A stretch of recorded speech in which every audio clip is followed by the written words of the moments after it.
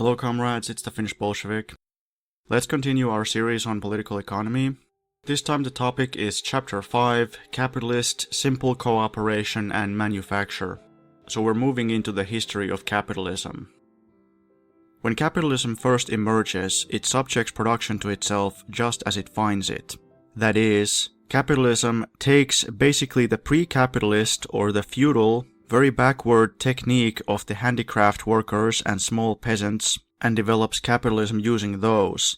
And then only at a later, higher level of capitalist development, it starts to refashion production on a new technical foundation.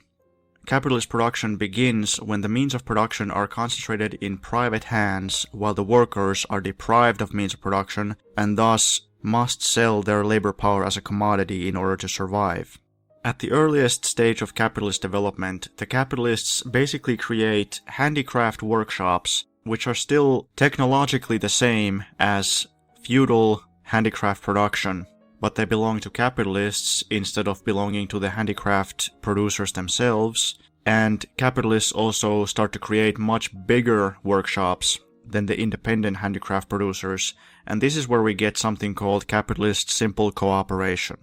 Capitalist simple cooperation is a form of social labor under which the capitalist exploits a more or less considerable number of wage workers who are all employed simultaneously and all of whom carry out the same kind of work.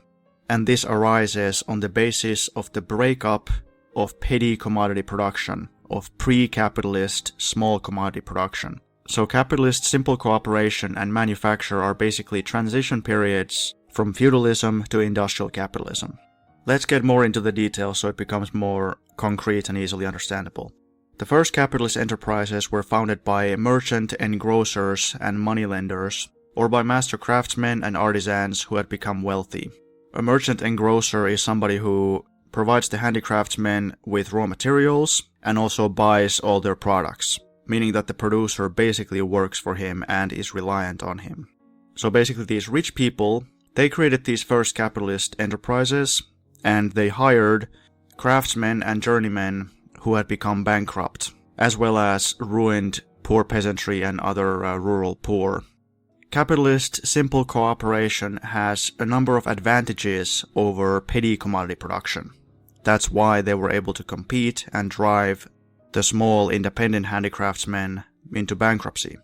So the capitalist, he sets up this big room and he basically takes the handicraft workers and he puts them all into this one room, and even though they're still basically doing handicrafts, no different technologically from the feudal small handicraft producers, but bringing them all together into one big workshop or big room allows the capitalist to economize. It allows for economy in means of production, so you can get the most out of the means of production. It economizes on buildings, because you don't need a separate building for each of them, you bring them all into one building, even though it is a bigger building. It economizes on heating the building, it economizes on lighting the building.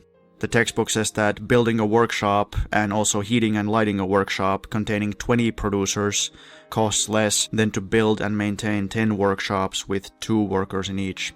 The expenses for tools, storage and transport of material and also of the finished products are also reduced because they're all kind of centralized. The production of this kind of capitalist workshop is also more stable because in handicrafts the skill and speed of each worker can actually vary quite a lot, and if the workers were all independent producers, then the ones who were slower would be at a considerable risk of going bankrupt, but in this kind of capitalist workshop where they have so many workers, it tends to even out and becomes more consistent. The textbook gives some examples to illustrate just how much more effective simple cooperation is compared to individual production, and it is quite striking, considering that simple cooperation doesn't even involve division of labor.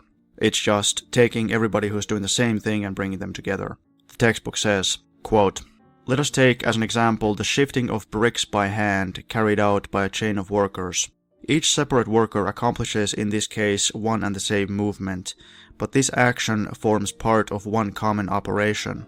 As a result, the work goes much quicker than when each man separately shifts bricks. 10 men working together produce in the course of the working day more than the same 10 men working separately, or than 1 man in the course of 10 working days of the same length. The textbook goes on, cooperation enables work to be carried out simultaneously over a large area, for example in the draining of marshes, the building of dams, canals and railways, and also makes it possible to expend a considerable mass of labor into a small space, for example in the construction of buildings or in the cultivation of crops which require a great deal of labor. Cooperation is of great importance in those branches of production where certain jobs must be carried out in a short time, for instance harvesting. Okay, so let's talk about the period of capitalist manufacture. The development of simple capitalist cooperation led to the rise of manufacture. Manufacture is capitalist cooperation based on division of labor and handicraft technique. Manufacture as a form of capitalist production prevailed in Western Europe approximately from the middle of the 16th century to the last third of the 18th century. Manufacture arose in 2 different ways. The first way was the bringing together by a capitalist in one workshop of craftsmen of different skills. In this way there arose, for example, a coach manufactory which brought together within its walls craftsmen who had previously been independent. Coachmakers, harness makers, upholsterers, locksmiths, coppersmiths, turners, braid makers, glaziers, painters, polishers, etc. Basically all kinds of people who made different parts for a horse-drawn coach. In the manufactory, the production of the coach was divided into a large number of different, mutually complementary operations, each of which was carried out by a particular worker. As a result of this, the previous nature of the craftsman's work underwent a change. For instance, a worker employed as a locksmith now carried out over a long period only certain definite operations connected with the production of a coach. As a result of this, the work of these independent handicraft producers changed, so that they no longer made finished products from beginning to end. You know, if you're a locksmith, you would make a lock or something of that sort. Or if you were an upholsterer, maybe you would make curtains or some kind of cushions for chairs or something. But in manufacture, they simply became parts in a process. They were no longer making complete finished commodities themselves. The second way that manufacture arose was the bringing together by a capitalist in a single workshop of craftsmen all of one skill. Formerly, each of these craftsmen had independently carried out all the operations required to produce a given commodity. The capitalist broke down the process of production in his workshop into a series of separate operations, each of which was assigned to a worker who specialized in it. As an example, let's take the manufacture of needles. In a needle manufactory, needles were passed through the hands of 72 or more workers. One worker drew the wire, another straightened it, a third cut it, a fourth sharpened the ends, and so on. So the difference between these 2 ways is that in the first instance, the capitalist takes different kinds of producers who previously made complete products of different kinds and then he combines them into a single process. And in the second case, he takes producers who all make the same product, but he splits that production process into a series of different steps, and then each of the workers specializes into only one part of the process. The commonality in both of these is that the workers no longer make commodities independently, instead they just make parts, and it only becomes a commodity on the market when all the parts are put together. And this can only happen because the capitalist has concentrated the means of productions into his hands, and the producers are no longer independent. Now, I'm sure you can all imagine that this division of labor in manufacture made production much more effective. It increased the productivity of labor even more. There are all kinds of benefits that come with cooperation, but division of labor also allows people to become specialized. There's a quote from Capital Volume 1, which says that, quote, "The production of needles furnishes a clear example. In the 18th century, a small manufactory employing 10 workers by means of division of labor produced in one day almost 50,000 needles, that is almost 5,000 needles were produced per worker. Yet, without division of labor, one worker could not have produced even 20 needles a day," unquote. Marx also gives examples of various kinds of mental and physical problems and diseases that the workers got from working in a manufactory due to this very intensive specialization and division of labor. Workers would get curvature of the spine and various kinds of things like that because they spend all day in some kind of very unhealthy position doing some kind of repetitive physical work, or they would ruin their eyesight by staring at something all day, those kinds of things. And mind-numbingly repetitive and boring work can also make you go a little nuts. During the period of manufacture, the working day could be as long as 18 hours. Wages were extremely low, the workers were constantly hungry, they lived in terrible conditions, and the capitalists used the most ruthless measures of compulsion and coercion in order to maintain labor discipline.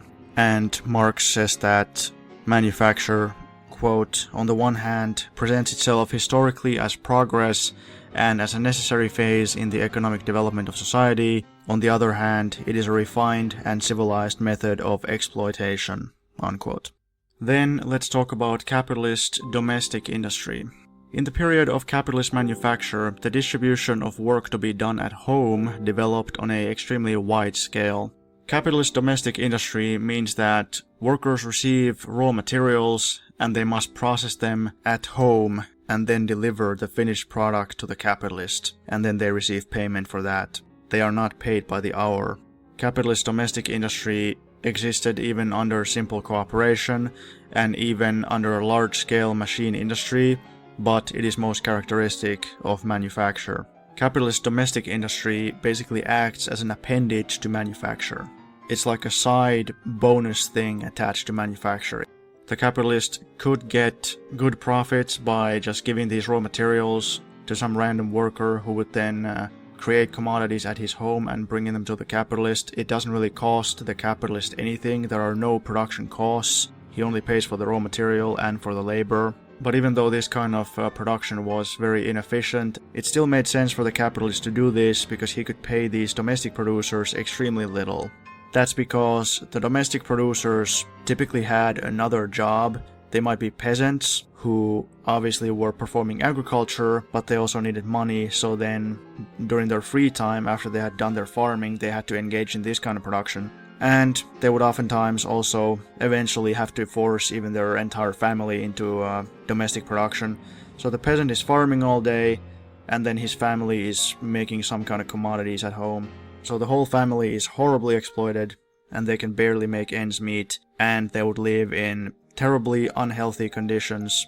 They might be working with textiles and chemicals, which could be dangerous. They might be working with, like, cotton, and the cotton fibers can get into your lungs and give you tuberculosis. And these peasant families, they would do this because they were small producers who were constantly taking losses, and they were not competitive on the market, and they only had a couple of things they could do to remain in business, even though their production wasn't as competitive as large-scale production. And those things are, well, reduce their own consumption, i.e. remaining hungry, and increasing the amount of work they perform. Unfortunately, there still comes a limit because, you can only reduce your consumption so far, and there are only so many hours in the day that you can work, so they would eventually be driven bankrupt and destitute. These domestic producers were also additionally exploited by middlemen.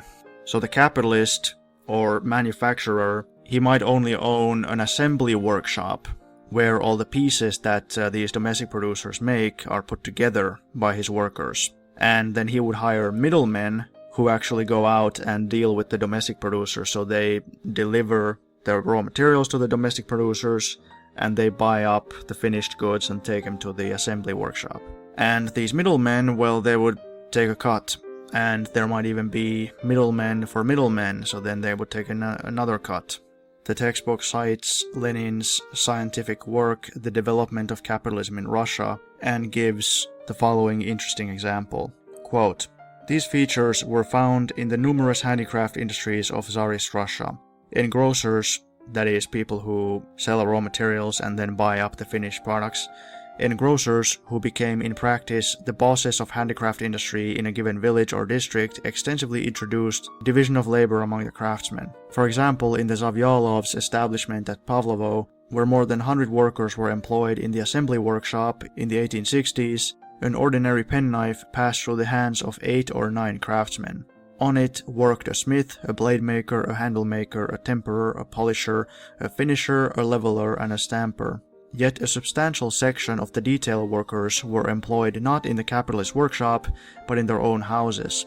A similar picture was shown by the carriage-making industry, felt-making, a number of woodworking handicrafts, shoemaking, button-making, etc. Thus, in Moscow province at the beginning of the 1880s, in unreeling cotton thread and in knitting and other industries employing women, almost 40,000 women workers were engaged. Children began to work at the age of 5 or 6.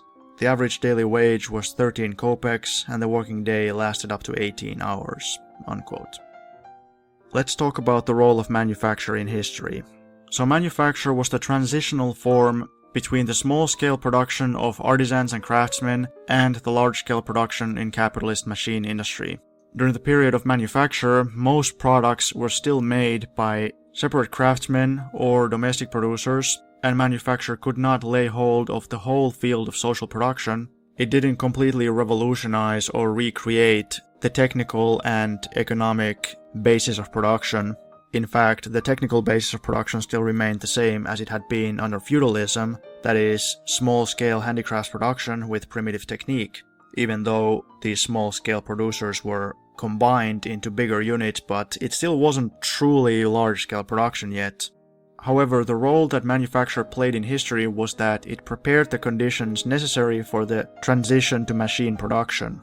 And the textbook says that in relation to this, 3 circumstances were of special importance. Firstly, manufacture brought the division of labor to a higher level. It turned production operations into something so simple that they could be done by a machine. It became possible to replace the worker's hands by a machine. Second, it led to specialization of work, which also contributed to the same thing. It turned production operations into something very specific and create very highly specialized tools, such as a tool for bending or straightening metal wire, or a tool for sharpening a pin or something. The kinds of tools that machine tools have. And thirdly, manufacture prepared cadres of skilled workers for large-scale machine production. Then let's talk about agriculture. The disintegration of the peasantry, transition from feudal labor service economy to capitalist economy. During this period, industry became more and more separated from agriculture. Agricultural products also turned into commodities. Specialization also spread in agriculture in the form of specialization of districts by crops and branches.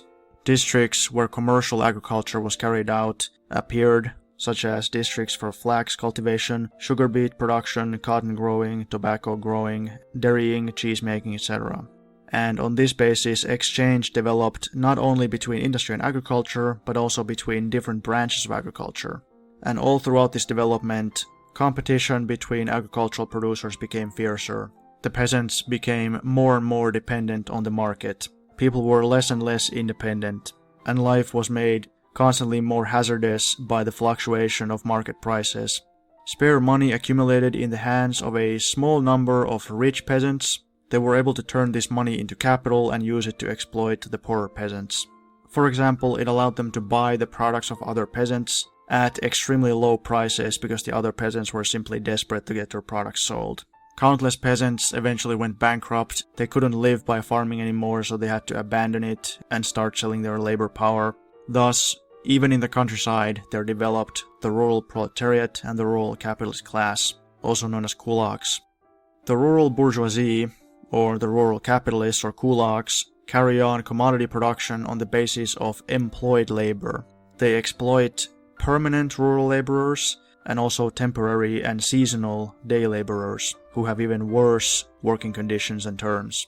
The rural capitalists were able to concentrate in their hands a considerable share of the land, including leased land, so they would either buy or rent land from the peasants who became bankrupt at very advantageous prices for themselves, or they could do the opposite. They might sometimes rent out land to other peasants, thus becoming landlords. Because they had excess money, they were able to speculate on the market, so they might buy products from other peasants at very low prices and then sell them at high prices. The rural capitalists also owned other kinds of businesses. They owned enterprises for working up of agricultural raw materials, mills, threshing machines, or high-quality pedigree animal stock, etc. They also function as money lenders and shopkeepers in the countryside. So the rural capitalist is not only a rich farmer, he also potentially has all kinds of other business in the countryside. And he's able to do all of this because he has capital, or he has excess money that he can turn into capital. A proletarian obviously is somebody who doesn't have means of production, so he must sell his labor power to the capitalist. In the countryside, the typical agricultural proletarian is a hired worker with an allotment. An allotment means that he has a tiny piece of land which he farms. However, the piece of land might be so small that he's not able to survive off of it. Very often, he might lack tools and implements and draft animals, so he's not able to farm it effectively enough for it to be worthwhile. So in any case, the end result is that he must sell his labor power to survive, even though he technically might have some kind of means of production. A class of people which is very close to the agricultural proletarian is the poor peasant. The poor peasant has a small plot of land and a small number of cattle. However, the grain which the peasant is able to grow is not sufficient for his own needs. He's not able to grow enough food, so then he needs money to buy extra food, and also for other expenses such as paying taxes, etc., etc. So he also has to sell his labor power out to a substantial extent. Such a peasant, a poor peasant, is already a semi-proletarian. He's no longer really a proper farmer anymore. The standard of living of both these classes is extremely low. An intermediate position between the rural bourgeoisie and the poor peasants and agricultural proletarians is occupied by the middle peasantry. The middle peasant carries on agriculture on the basis of their own means of production and their own personal labor. So he is what we call a peasant proper. However, only in favorable conditions can a middle peasant actually survive and not fall into the position of a poor peasant. And a minuscule, tiny number of middle peasants are able to rise up to the position of the rich rural capitalist. Lastly, let's talk about the formation of a home market for capitalist industry. With the development of capitalism in industry and agriculture, there took place the formation of a home market. With the growth of industry, the demand for agricultural products continually grew. In connection with this, a widening of the market took place. Agriculture increased its demand for various products of industry. The home market for capitalist industry is formed by the very development of capitalism, by the disintegration of the petty commodity producers. This was actually a debate between Lenin and the Narodniks, and also between Lenin and Rosa Luxemburg. And some people, even some people who call themselves Marxists, they misunderstand what Lenin's theory on the so-called market question was.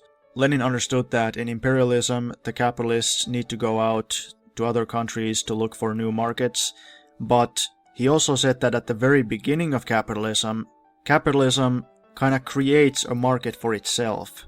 The Narodniks, the Russian utopian socialists, said that capitalism cannot arise in Russia because there's no market for capitalism. But actually what happens is that when capitalism develops, it creates a market for itself out of the pre-capitalist economy.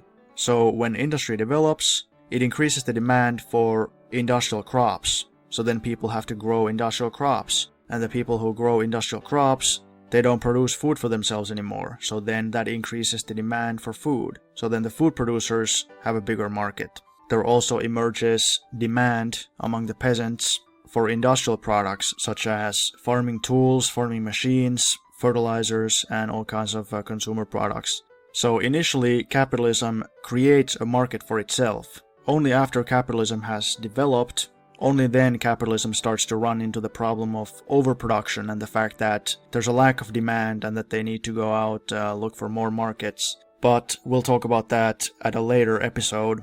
The process of formation of the home market bore a twofold character. On the one hand, the bourgeoisie of town and country presented a demand for means of production. They had a demand for labor, they had a demand for machines, for raw materials, etc., which they needed to expand the existing capitalist production. The bourgeoisie's demand for consumer goods also increased, and on the other hand, the increase in the numbers of industrial and agricultural proletarians was accompanied by an increase in the demand for commodities serving as means of subsistence for the workers. And obviously the workers came from the peasantry, so the destruction of the peasantry itself created new demand, because these people who had been peasants in the past, they were no longer creating food for themselves and they needed to buy it from somebody else. Manufacture, which was still based on primitive technique and hand labor, was not in a position to satisfy the growing demand for industrial commodities, and thus economic necessity arose to pass over to large-scale machine production. Немцы дают Парусу деньги, Парус через Ленина организовывает революцию в России.